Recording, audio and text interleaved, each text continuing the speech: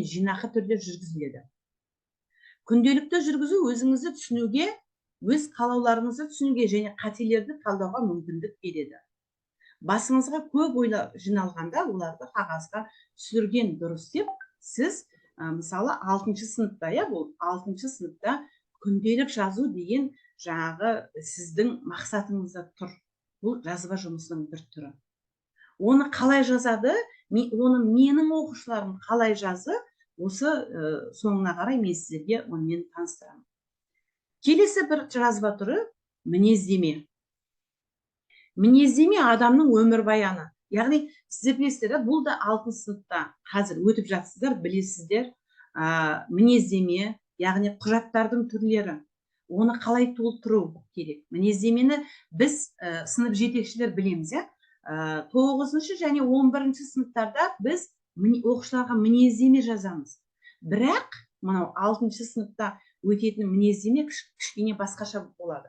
Өйткені оқушы оны жаза алмайды. Сондықтан сіздер оқушыға, мысалы, досыңа мінездеме бер, немесе жаныңда отырған парталасыңа мінездеме бер деген сияқты тапсырма бересіздер. Бұл да бір келесі бір түрі жазба жұмыстарының.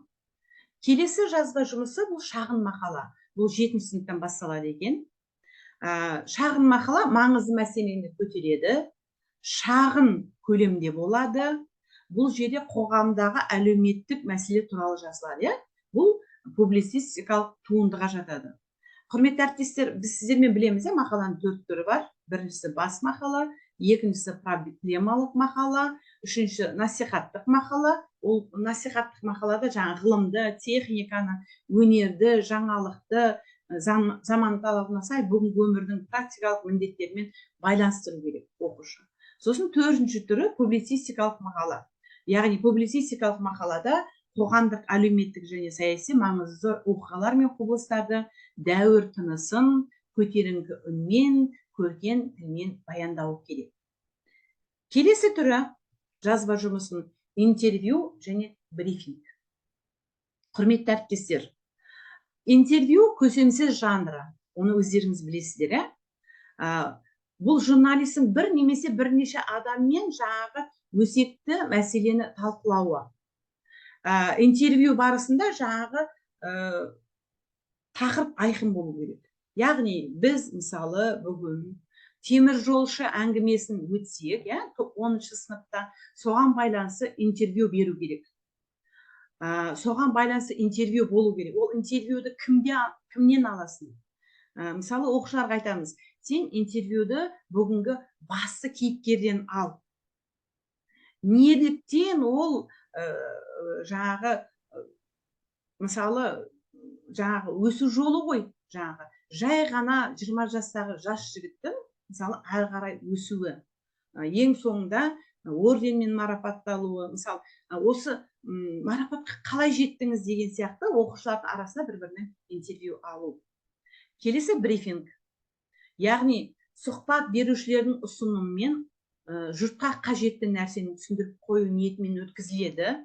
Міндетті түрде брифингке ақпарат, бұқаралық ақпарат құралдарынан өкілдер қатысады.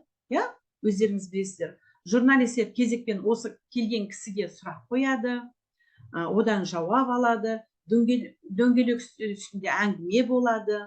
Яғни бұл да өзіңіздің сабағыңызға ыңғайлап осы жазба түрінде өткізуге болады. Міндетті түрде интервьюді, брифингті бірінші оқушы жазып алады. Одан кейін барып сол өзінің жазғанын жаңағы бүкіл оқушылардың көзінше шығып соны көрсетеді. Одан кейін келесі нұсқаулық жазу. Жаңа мен сіздерге уақыт тым аз болғандықтан көп уақыт алмау үшін қысқа қандай жазба түрлерін аласыздар, соған нұсқаулық жаз дедім сіздерге. Нұсқаулық дегеніміз әлденені орындау, жүзеге асыру тәсілі мен тәртібін бекітетін тәртіптер жинағы. Онда белгілі бір міндетті әрекетті орындау реті жазылады. Жанар алдарыңызда жазды, бірінші мен мәтінді бір рет оқимын, одан кейін мәтінді енді көбінесе қиын болса мәтінді талдайды, оқушылардың бірге аударады, ол диктант түсініп кету керек қой. Ол тек қана жазып қана кету емес, соны оқушы есте сақтап кету керек. мінекей нұсқалық жазуды қолданатын қандай тілдік құралдар, оны сол кездегі сабаққа байланысты әсіресе ауыспалы осы шақта қолданады екенбіз. Келесі мінекей аннотация. Аннотация білесіздер, екі түрі бар. Біріншісі кітапқа берілген аннотация, одан кейін мақалаға берілетін аннотация. Біз білеміз, аннотация кітаптың, мақаланың, қолжазбаның мазмұнын, саяси идеялық бағытын, құндылығын түсіндіретін қысқаша сипаттама. Мына араларыңызда бағдарлама жазып жатқан керемет ұстаздар бар, кітап жазып жатқан ұстаздар бар. Осы ұстаздар біледі, мақалаға берілетін аннотацияның көлемі 500 әріп болу керек екен, 7-8 сөйлемнен тұру керек екен. Оқушы үшін да бұл, біз үшін емес, енді оқушылар үшін. Сіздер білесіздер, ғылыми мақала болса, егер оқушылардың жазған жұмысы болса, ол жерде міндетті түрде мақаланы 3 тілде жазылады екен. Бірінші қазақ тілінде, одан кейін орыс тілінде, одан кейін барып ағылшын тілінде. Оны сіздер өте жақсы білесіздер. Бұл жерде тілдік құралдар, етістіктің келер шағында ырықсыз етістіктер жазылады екен. Яғни мазмұны, тақырыптың қысқаша сипаттамасы беріледі. Аннотацияны жазғанда бұл мақалаға, ал кітапқа жазғанда жаңағы сол кітап көлемі 1 сөйлем болады, я болмаса 1 бет болу керек екен, кітапқа берілгенде. Ол жерде библиографиялық деректер жазылады, автор туралы міндетті түрде жаңағы мәліметтер қамтылады, авторы кім, не жазды деген сияқты. Мінекей аннотацияны біз сіздермен оқушыларға осылай беруіміз керек екен. Келесі жинақ мәтін. Бұны мен сабақта көбірек қолданамын, жинақ мәтінді. Жинақ мәтін дегеніміз не, құрметті әріптестер? Жинақ мәтін дегеніміз бастапқы мәтіндегі негізгі идеялар мен ақпараттарды сақтай отырып, мәтін көлемін ықшамдау және өңдеу, яғни мәтінді ықшамдау керек. Мәтінді толықтай түсіне отырып, мәтіндегі негізгі ойды басқа формамен бекіту процесі. Яғни түпнұсқа мәтін жинақ мәтінге айналады. Сіздер оны шағымдайсыздар. Тыңдалым және оқылым материалдар негізінде жүргізіледі жинақ мәтін.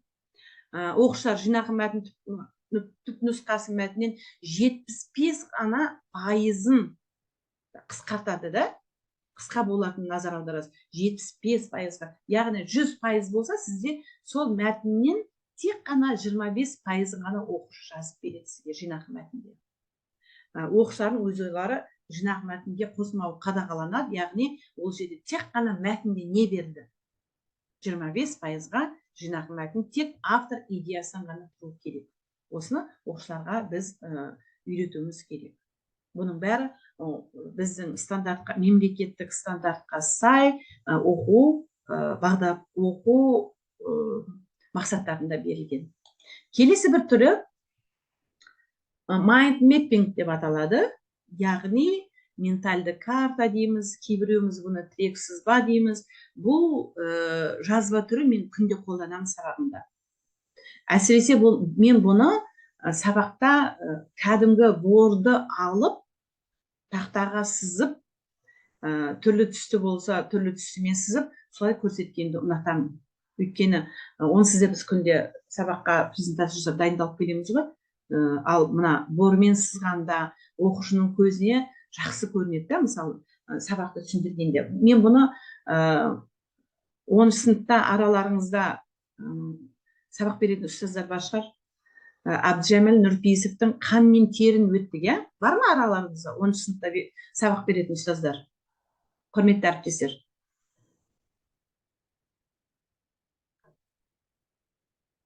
10 сыныпта сабақ беретін әріптестер бар ма араларыңызда? Сіздер тек тыңдап отырған сияқтысыздар ғой, өтініш анда-санда осылай жауап беріп отырсаңыздар, түсінгендеріңізді айтып, бәлкім қосатындарыңыз бар шығар. Құрметті әріптестер, 10 сыныпта сабақ беретін ұстаздар бар ма араларыңызда? Сабақ болып жатқан шығар, жарай, түсіндім. Енді осы қан мен теріді өткен кезде 10 сыныпта мен мысалы осы mind mapping деп айтамын да оларға. Ментальды карта деймін, кейде тірек сызба деймін, балалар сызып отыр, осыны қолданамын. Бұл әдіс, бұл қалыптастырудың ерекше әдісі емес, ол нағыз қарапайым әдіс та. ақпараттың үлкен көлемін есе сақтауға мүмкіндік беретін, ойлау қабілетін дамытудың және баламалы жазбаның ыңғайлы әрі өте жеңіл тиімді техникасы.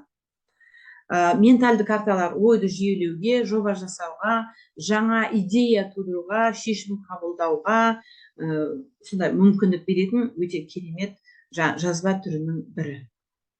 Келесі, құрметті әріптестер, презентация. Енді презентация дегенде бәріңіз айтатын шығарсыз, бұл тізесі шықты ғой деп. Бірақ шындығына келгенде біздің мемлекеттік стандартта берілген жоғары сыныптарда осы презентациямен жұмыс істеуіміз керек міндетті түрде. Яғни оқушыға мүмкіндік беруіміз керек. Мысалы, мен өзім бір сабаққа дайындалу үшін 10-11 сыныптарға маған бір 10-11 сыныпқа дайындалу үшін 1 сағат, 2 сағат күнде кешқұрым уақытым кетеді. Неліктен?